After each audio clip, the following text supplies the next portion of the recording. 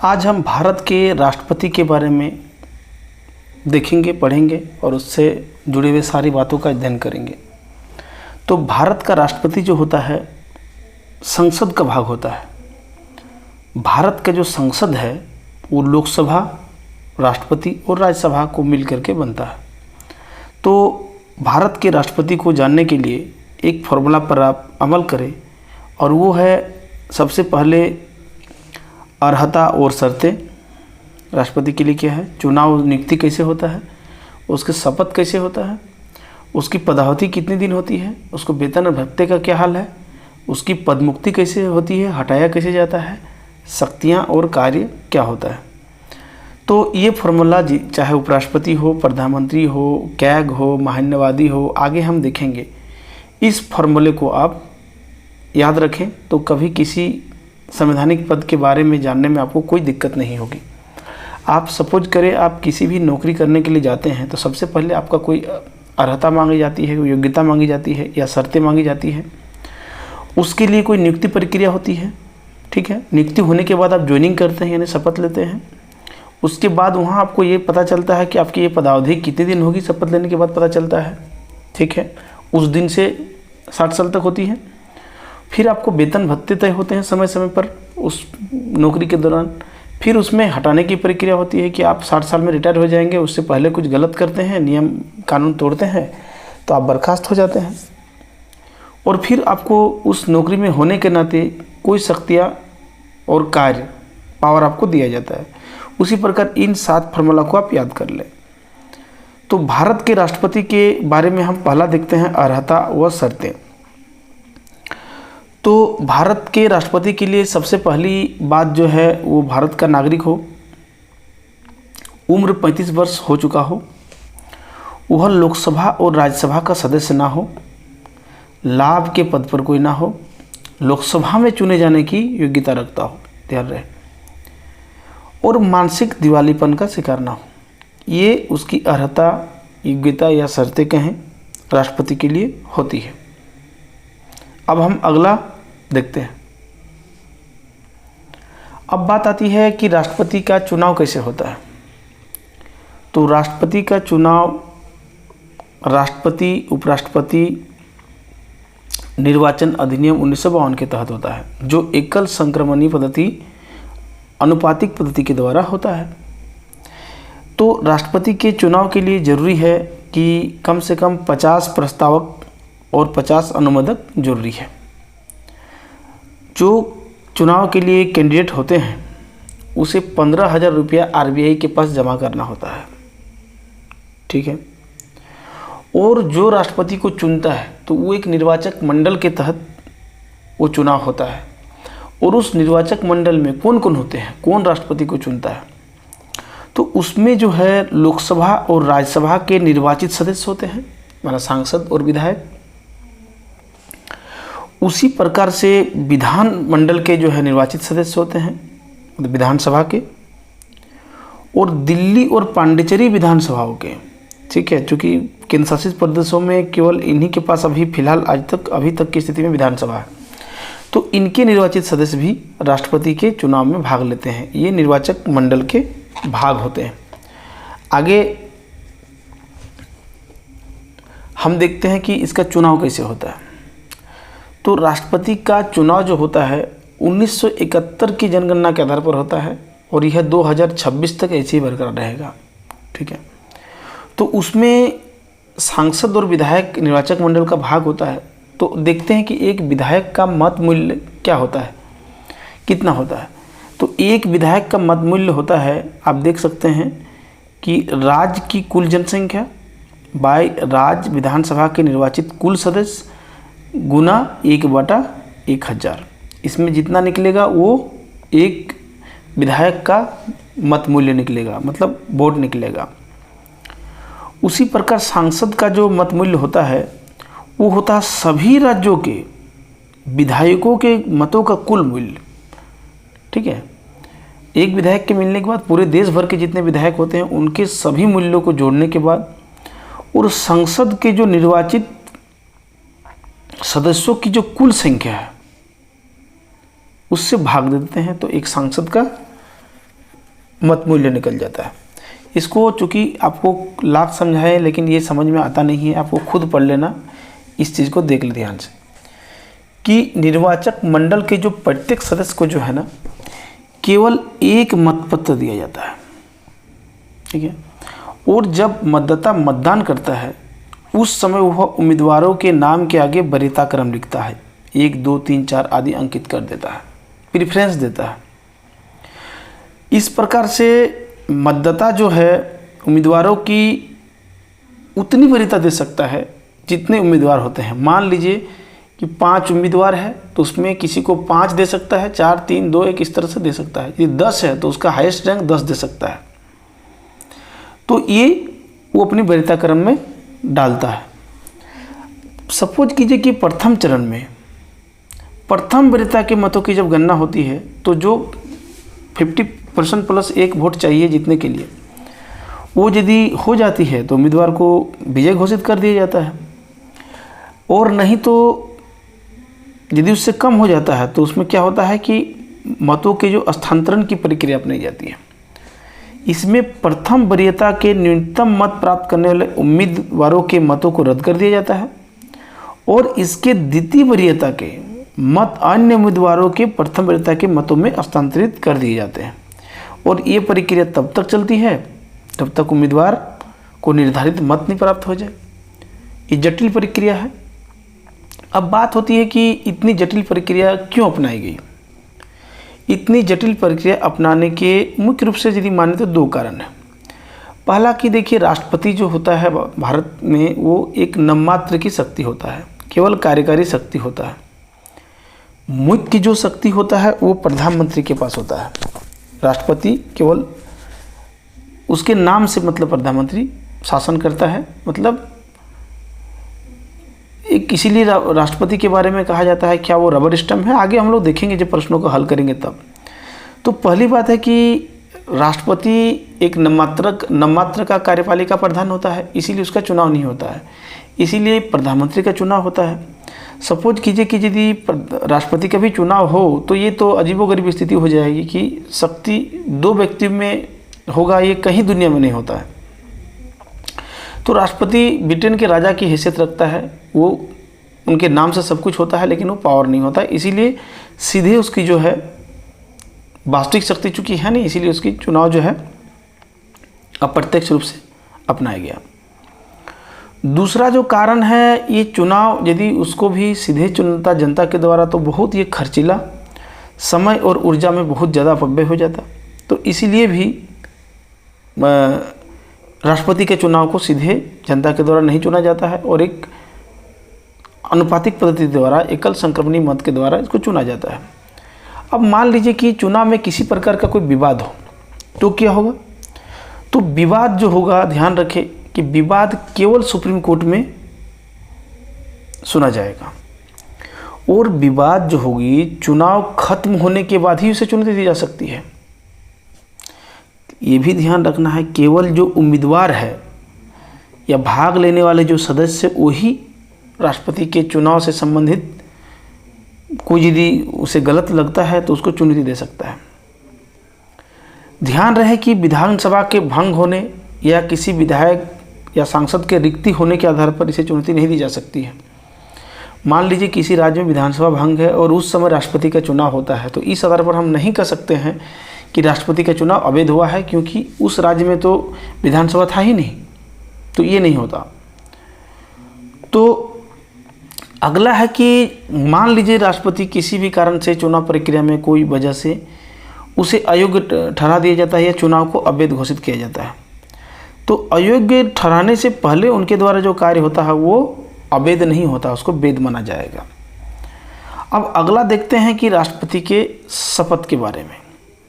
तो राष्ट्रपति जो शपथ लेते हैं वो भारत के मुख्य न्यायाधीश या उनके अनुपस्थिति में वरिष्ठतम न्यायाधीश के सम्मुख शपथ लेता है।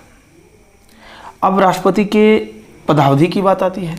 तो पदावधि जो है जिस दिन पद ग्रहण करता है उस दिन से 5 साल उसके कार्यकाल होता है, पदावधि होती है।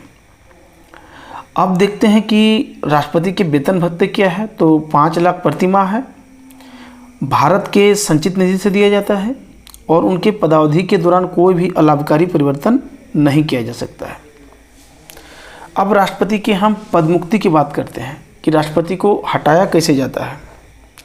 तो हटाने के 5 तरीके हैं। एक तो कार्यकाल ही पूरा हो जाए तब हट जाएगा, एक मृत्यु हो जाए, खुद त्याग पत्र दे दे, या उसका निर्वाचन अयोग्य हो जाए या अवैध हो जाए, और यदि उसमें कुछ खराबी लगता है तो उसको महाभियोग के द्वारा हटाया जा सकता है। तो आइए हम महाभियोग को थोड़ा डिटेल से देखते हैं कि कैसे महाभियोग होता है राष्ट्रपति पर। राष्ट्रपति के जो महाभियोग होता है, ध्यान रहे, वो किसी भी सदन में प्रारंभ किया जा सकता है, चाहे राज्यसभा या लोकसभा में, लेकिन 1/4 सदस्यों के हस्ताक्षर से प्रारंभ होगा। राष्ट्रपति को इसके लिए 14 दिन की पूर्व सूचना देनी होगी, और एक सदन के द्वारा जब ये जिस सदन में ये प्रारंभ किया जाता है वहाँ मान लीजिए 2/3 बहुमत से पारित हो गया, ठीक है। तो 2/3 में बहुमत से पारित होने के बाद यह दूसरे सदन में जाता है और दूसरा सदन इसकी जांच करता है। इस जांच के दौरान राष्ट्रपति जो है खुद या अपने प्रतिनिधियों के माध्यम से बचाव कर सकता है, लेकिन दूसरे सदन को भी लगता है कि महाभियोग की कार्यवाही आगे बढ़ना चाहिए, और यदि वो सदन भी 2/3 बहुमत से पास कर देता है तो राष्ट्रपति उसी दिन से अपना पद त्याग कर, जिस दिन से मतलब महाभियोग प्रस्ताव पारित होता है उस दिन से राष्ट्रपति का पद समाप्त हो जाता है, उसे इस्तीफा देना पड़ेगा। ध्यान रहे कि लोकसभा और राज्यसभा के नामांकित सदस्य जो है महाभियोग में भाग लेता है, और एक अजीबोगरीब मामला कि दिल्ली और पांडिचेरी विधानसभा के सदस्य भाग नहीं लेता। ध्यान रहे, नामांकित सदस्य निर्वाचक मंडल का भाग नहीं होता, लेकिन महाभियोग में भाग लेता है। और दिल्ली और पांडिचेरी के जो विधानसभा के सदस्य हैं चुनाव में तो भाग लेते हैं, निर्वाचक मंडल का तो भाग होता है, लेकिन वो महाभियोग में भाग नहीं लेता, ठीक है। और इस प्रकार से मान लीजिए महाभियोग के बाद राष्ट्रपति का पद मुक्त हो जाता है, तो उसके बाद उपराष्ट्रपति, भारत के मुख्य न्यायाधीश या जो वरिष्ठतम न्यायाधीश होगा वो कार्यभार संभालता है। ध्यान रहे 6 महीने के अंदर चुनाव कराना अनिवार्य होता है। अब राष्ट्रपति के बारे में हम देखते हैं कि उनकी शक्तियाँ और कार्य क्या है। तो राष्ट्रपति की जो शक्तियाँ और कार्य है वो 7 प्रकार के हैं। पहला जो है कार्यकारी शक्ति, दूसरा है विधायी शक्ति, तीसरा है वित्तीय शक्ति, चौथा न्यायिक शक्तियाँ, कूटनीतिक शक्तियाँ, छठा है सैन्य शक्तियाँ, और 7वां में आपातकालीन शक्तियाँ। तो हम राष्ट्रपति के पहले शक्ति पर बात करते हैं, कार्यकारी शक्ति पर। तो कार्यकारी शक्ति में क्या होता है कि राष्ट्रपति जो है सभी प्रकार के जो संवैधानिक पद और संस्थाओं का चेयरमैन, उसके सदस्यों की नियुक्ति करता है, ठीक है। भारत के समस्त शासन जो होता है, समस्त शासन संबंधी जो कार्य होता है राष्ट्रपति के नाम से जारी किया जाता है। उसी प्रकार प्रधानमंत्री और मंत्रियों की जो वो प्रसाद पर्यंत नियुक्ति करता है, मतलब किसी भी समय यदि उसको हटा सकता है। ये शब्द अजीबोगरीब आपको लगेगा, मतलब कि प्रधानमंत्री यदि कहे तो किसी भी मंत्री को तुरंत हटा सकता है। उसी प्रकार प्रधानमंत्री बहुमत खो दे तो उसे पद त्यागना पड़ता है, यानी उसको प्रसाद पर्यंत होता है, मतलब उसकी कोई कार्यकाल की सीमा नहीं रहती, कितने दिन रहेगा उसका कोई कार्यकाल निश्चित नहीं है। फिर पीएम से जो है कामकाज की सूचना मांगता है राष्ट्रपति। ये इनकी कार्यकारी शक्तियां हैं। अब हम राष्ट्रपति के विधायी शक्ति की बात करते हैं। तो राष्ट्रपति की विधायक शक्ति में सबसे पहला है कि वो संसद के जो बैठक बुला सकता है, संसद को स्थगित कर सकता है, वो लोकसभा को निलंबित कर सकता है, ठीक है, यहाँ भंग लिखा गया है। वो संयुक्त अधिवेशन बुला सकता है, ठीक है, और नए चुनाव के जस्ट बाद पहला, और संसद के प्रत्येक प्रथम सत्र को वो संबोधित करता है, ठीक है। और वह लोकसभा अध्यक्ष, उसके उपाध्यक्ष, राज्यसभा के सभापति, उसके उपसभापति की रिक्ति होने पर सदन के किसी भी सदस्य को वो जो है नियुक्त कर सकता है उसकी जगह। उसी प्रकार से राज्यसभा में 12 और लोकसभा में 2 सदस्य को वो नामांकित कर सकता है, 2 आंग्ल भारतीयों को नामांकित करता है। और इसके लिए जो क्राइटेरिया है वो है कला, साहित्य, विज्ञान, समाज सेवा इनसे जुड़े हुए लोगों को वो नॉमिनेट करता है। संसद सदस्यों की जो योग्यता पर निर्णय वो चुनाव आयोग के परामर्श पर देता है। इसके अलावा जो है एक और है कि लंबित कोई यदि विधेयक हो तो उस मामले में वह संसद को संदेश भेजता है। न्यायिक शक्ति में एक महत्वपूर्ण शक्ति जो है विधेयकों के मामले में है। तो विधेयकों के मामले में उनकी शक्ति 5 प्रकार की है। एक तो कुछ विधेयकों पर वो पूर्व अनुमति देता है, दूसरे पर वो एक तो विधेयक कोई आता है उसके पास तो सिग्नेचर के लिए साइन कर देता है, कुछ को सुरक्षित रख लेता है, और कुछ में जैसे कि वो पुनर्विचार हेतु लौटा देता है, और कुछ में क्या है लंबित विधेयक यदि कोई है तो उस पर संदेश भेजता है। तो हम देखते हैं कि पूर्व अनुमति जो कौन कौन से विधेयक पर देता है, तो जैसे वित्त विधेयक हो गया, धन विधेयक पर हो गया, राज्यों की सीमा परिवर्तन, नए राज्यों के निर्माण, संचित कोष से किसी प्रकार के धन निकालना हो, नए करों से संबंधित विधेयक पर, ठीक है, इन सारे विधेयकों पर पूर्व अनुमति देता है। दूसरा है कि कोई विधेयक आ गया तो उसको स्वीकृति देना होता है, जैसे धन विधेयक के साइन के लिए तो स्वीकृति देना ही पड़ेगा, या कुछ विधेयकों को स्वीकृति देता है, ठीक है, और कुछ विधेयकों को सुरक्षित कर लेता है, आगे हम देखेंगे इस पर डिटेल से, और कुछ को पुनर्विचार हेतु लौटा देता है, ठीक है। इसी प्रकार से राज्यपाल के द्वारा जो पुनर्विचार विधेयक राष्ट्रपति के पास होता है उस पर उन्होंने वो 2 चीज़ करता है, या तो स्वीकृति दे सकता है। मान लीजिए राज्यपाल भी विधानसभा के विधेयक को पुनर्विचार के लिए राष्ट्रपति के पास भेजता है, तो राष्ट्रपति उसमें क्या करता है, या तो स्वीकृति देगा या तो सुरक्षित रख लेगा, ठीक है, या राज्यपाल को कहेगा कि वो विधानसभा को फिर से लौटाए। इस बात को ध्यान रखना है कि फिर से यदि वो विधेयक विधानसभा पास करके फिर से यदि उसे लौटा दे राष्ट्रपति के पास, तो प्रेसिडेंट जो है, राष्ट्रपति जो है, इसको स्वीकृति देने के लिए बाध्य नहीं है। उसी प्रकार से कोई लंबित विधेयक हो, ठीक है, तो उस पर संसद को संदेश भेज सकता है राष्ट्रपति। अध्यादेश के मामले में जैसे कि सत्रावसान की अवधि में वो, लेकिन 6 हफ्ते में उसको अनुमोदन अनिवार्य होता है, मतलब यदि सत्र नहीं चल रहा है तो राष्ट्रपति अध्यादेश जारी कर सकता है। उसी प्रकार से विभिन्न आयोगों की रिपोर्ट जो है संसद में रखवाता है, जैसे कि कैग, यूपीएससी, वित्त आयोग, फाइनेंस कमीशन, इन सारे आयोगों की रिपोर्ट को संसद में रखवाता है। अब हम राष्ट्रपति के वित्तीय शक्तियों पर बात करते हैं। तो वित्तीय शक्तियों में पहला है कि वो धन विधेयक पर पूर्व अनुमति देता है, वार्षिक वित्तीय विवरण या केंद्रीय बजट को संसद में रखता है, अनुदान की सारी मांगों पर सिफारिश राष्ट्रपति की जरूरी है, आकस्मिक निधि से अदृश्य व्यय हेतु, ठीक है, अग्रिम भुगतान की व्यवस्था करना, प्रत्येक 5 वर्ष पर वित्त आयोग के गठन, ये उनकी वित्तीय शक्तियाँ। अब राष्ट्रपति के हम न्यायिक शक्तियों की बात करते हैं। तो न्यायिक शक्तियों में वो सुप्रीम कोर्ट और उच्च न्यायालय के चीफ जस्टिस और अन्य न्यायाधीशों की नियुक्ति करता है, ठीक है। सुप्रीम कोर्ट से अबाध्यकारी सलाह लेना, मतलब जो सलाह लेता है वो उसमें उसे मानने के लिए बाध्य नहीं है, तो सुप्रीम कोर्ट सलाह लेता है। उसको क्षमादान की शक्ति है, इसमें उन मामलों में क्षमादान देता है जो सैन्य न्यायालय ने दिया हो। संसद के क्षेत्र व शक्ति के अधीन कोई भी कानून के तहत यदि ऐसा कुछ है तो उसमें क्षमादान देता है, और यदि वो मृत्युदंड हो, प्राणदंड दिया गया है तो उस मामले में वो न्यायिक शक्ति प्राप्त है। उसी प्रकार कूटनीतिक शक्ति में सभी अंतर्राष्ट्रीय संधियां और समझौते जो है राष्ट्रपति के नाम पर होता है। राजदूत और उच्चायुक्त जो है वो राष्ट्रपति को रिपोर्ट करते हैं, मतलब कि विदेशों के जो राजदूत होते हैं वो राष्ट्रपति को रिपोर्ट करते हैं, और भारत के राजदूत जो विदेश जाते हैं वो राष्ट्रपति को रिपोर्ट करके जाते हैं। इसी प्रकार से सैन्य शक्तियों में हम देखते हैं कि वो तीनों सेनाओं का सर्वोच्च सेनापति होता है ना, और युद्ध अथवा शांति की जो घोषणा करता है राष्ट्रपति के नाम से ही होती है। अब हम राष्ट्रपति के आपातकालीन शक्तियों की बात करते हैं।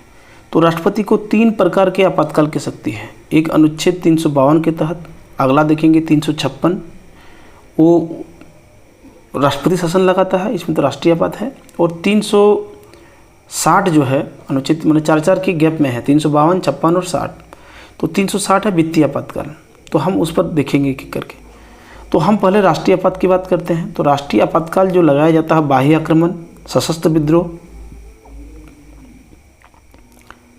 या फिर सुरक्षा खतरे की स्थिति में राष्ट्रीय आपातकाल की घोषणा की जाती है। ध्यान रहे कि 1 महीने में इसकी स्वीकृति संसद से देनी होती है, ठीक है, और साथ ही संसद के 2/3 बहुमत से इसे पारित करना जरूरी होता है। ये 6 महीने तक जारी रहता है, ठीक है, और ये 6 महीने तक, ये अनिश्चित काल तक इसे अनेकों बार बढ़ाया जा सकता है। ध्यान रहे, सुप्रीम कोर्ट के अनुसार इसका न्यायिक पुनर्विकलोकन भी होता है। यदि आपातकाल के समय 1/10 सदस्य, है ना, लोकसभा के अस्वीकृति की सूचना राष्ट्रपति को देता है, ठीक है ना, लोकसभा अध्यक्ष को देने पर वो क्या होता है कि विशेष बैठक जो होती है 14 दिन में बुलानी होती है, ठीक है। और ध्यान रहे कि आपातकाल में लोकसभा का कार्यकाल एक बार में अधिकतम 1 वर्ष बढ़ाया जा सकता है, ठीक है। और आपातकाल जो भारत में अब तक लगा है वो 1962, 65 और 1971 में लगा है, 352 के तहत। अब हम देखते हैं राष्ट्रीय आपातकाल के दौरान इसके क्या प्रभाव होते हैं। तो इसमें क्या होती है कि राज्य की जो कार्यपालिका शक्ति होती है वो पूरी तरह से जो है वो केंद्र के अधीन आ जाता है। लेकिन ध्यान रहे, विधानसभा निलंबित नहीं रहता है। वित्तीय संसाधनों का पुनर्गठन राज्यों में कर सकता है केंद्र, यानी राष्ट्रपति कर सकता है। राज्य सूची में कानून बना सकता है और उसमें मौलिक अधिकारों का भी निलंबन किया जा सकता है, लेकिन 20 और 21 नहीं। अगला देखते हैं कि हम राष्ट्रपति शासन। तो राष्ट्रपति शासन जो लगाया जाता है वो तो संवैधानिक तंत्र की विफलता के कारण और राज्यपाल से यदि ऐसा आश्वासन हो जाए कि राज्य में सब कुछ सही नहीं चल रहा है तो वहाँ पे राष्ट्रपति शासन लगाया जाता है 356 के तहत। ध्यान रहे, इसे संसद में 2 महीने में स्वीकृति देना अनिवार्य है। 6 महीने तक इसे जारी रखा जा सकता है, अधिकतम 3 वर्ष तक किया जा सकता है, लेकिन पंजाब में यह 5 वर्ष तक लग चुका है। इसका पहला प्रयोग जो है 10/6/1951 पे किया गया था। इसका प्रभाव क्या होता है कि वही होता है जो राष्ट्रपति अभी जो राष्ट्रीय आपातकाल के समय जो होता है वही प्रभाव होता है, लेकिन ध्यान रखिए इसमें उच्च न्यायालय की संरचना पर कोई परिवर्तन नहीं होता है। अब हम अगला देखते हैं वित्तीय आपातकाल। तो वित्तीय आपातकाल जो है ये 2 तरीक़ों से लगाया जाता है कि या तो वित्तीय अस्थिरता हो या साख को खतरा हो। इसे भी 2 महीने में स्वीकृति देनी होती है और इसे अनिश्चित काल तक बढ़ाया जा सकता है, ठीक है। एक में है 1 महीने में स्वीकृति, फिर 1 महीने में स्वीकृति और ये 2 महीने में स्वीकृति। एक में है 6 महीना करके अनंत बार बढ़ाया जा सकता है, एक बार मैक्सिमम 3 साल बढ़ाया जा सकता है, इसमें अनिश्चित काल तक बढ़ाया जा सकता है। इसमें क्या होता है, वित्तीय आपातकाल में वेतन और भत्तों में कटौती की जा सकती है। इसमें ध्यान रखिए कि केवल यही एक आपातकाल है जिसमें न्यायालय, संघीय मामले और सेवारत सभी जो कर्मचारी है उनके जो है वेतन भत्तों में कटौती की जा सकती है। भारत में अभी तक ये एक बार भी प्रयोग नहीं हुआ है। तो ये हो वित्तीय आपातकाल। अब राष्ट्रपति के हम वीटो शक्ति पर बात करते हैं। तो राष्ट्रपति के भारत में फिलहाल 3 प्रकार के वीटो का प्रयोग होता है। एक है अत्यंतिक वीटो, निलंबनकारी वीटो और पॉकेट वीटो। तो हम पहला अत्यंतिक वीटो की बात करते हैं। तो अत्यंतिक वीटो का मतलब होता है कि कोई पारित विधेयकों को रोक करके रखना या फिर वो व्यक्तिगत सदस्यों के द्वारा प्रस्तुत विधेयक पर, ठीक है, या सरकारी विधेयक पर जब मंत्रिमंडल त्यागपत्र दे दे और नया मंत्रिमंडल विधेयक पर सहमति ना देने की सलाह दे। इसका 2 उदाहरण हमें देखने को मिलता है। एक 1954 में राष्ट्रपति जो डॉक्टर राजेंद्र प्रसाद थे, PEPSU पेप्सू विनियोग विधेयक पर जो है ना उन्होंने निर्णय रख लिया था, क्योंकि जिस समय ये विधेयक संसद द्वारा पारित किया गया था उस समय जो है और पेप्सू में जो है राष्ट्रपति शासन लागू था। लेकिन जब राष्ट्रपति के पास वो सिग्नेचर के लिए गया तो राष्ट्रपति शासन हट चुका था। तो इसीलिए मतलब कहने का मतलब है कि ये ध्यान रखें कि ये कुल मिलाकर के राष्ट्रपति का एकदम इंडिपेंडेंट पावर नहीं होता है, वो एक प्रकार से सरकार के ही पावर को इस्तेमाल करता है, ठीक है। तो दूसरा उदाहरण है इसी प्रकार से 1991 में राष्ट्रपति डॉक्टर R वेंकट रमन जो थे, संसद के जो संसद सदस्य के जो है वेतन भत्ता, ठीक है, और पेंशन विधेयक को जो है उन्होंने रोक लिया था। तो इसमें क्या है कि यह विधेयक जो है संसद में लोकसभा विघटित होने के 1 दिन पहले, ठीक है ना, राष्ट्रपति की पूर्व सिफारिशों को प्राप्त किए बिना पारित कर दिया गया था। इसी कारण से इसको रोक लिया था। तो अत्यंतिक वीटो हो गया। अब हम देखते हैं निलंबनकारी वीटो। तो निलंबनकारी वीटो का मतलब है कि विधेयकों को पुनर्विचार हेतु भेजने, लेकिन ध्यान रखिए कि पुनः भेजने पर राष्ट्रपति को स्वीकृति देनी होती है। मतलब कि पुनर्विचार के लिए तो भेज दिया और फिर से पास करके यदि राष्ट्रपति के साइन के लिए भेज दिया तो उसे स्वीकृति देना ही पड़ता है। ध्यान रहे, धन विधेयक, ठीक है, और संविधान संशोधन विधेयक पर राष्ट्रपति को कोई वीटो पावर नहीं है। अब अगला देखते हैं पॉकेट वीटो। तो पॉकेट वीटो का मतलब है कि अनिश्चित काल तक इसे लंबित रखना। ध्यान रखें, संविधान में कोई भी ये नहीं दिया गया है, समय सीमा नहीं दिया गया कि कितना दिन रख सकता है। अब हम राष्ट्रपति के क्षमादान की शक्ति पर बात करते हैं। तो राष्ट्रपति की जो समाधान शक्ति है 5 प्रकार का होती है। एक तो होता है क्षमा, एक लघुकरण, परिहार, विराम और प्रतिलंबन। तो क्षमा का मतलब होता है कि दोष समाप्ति, ठीक है। लघुकरण का मतलब होता है दंड के स्वरूप बदलकर कम कर देना, ठीक है। परिहार का मतलब होता है स्वरूप समान किंतु अवधि कम कर देना। विराम का मतलब होता है मूल सजा को विशेष परिस्थिति में कम कर देना। प्रतिलंबन का मतलब होता है दंड पर अस्थायी रूप से रोक लगाना। ध्यान रहे, इन सब का प्रयोग करने के लिए राष्ट्रपति न्यायालय से भिन्न विचार रख सकता है और उसके लिए उसका कारण बताना जरूरी नहीं है।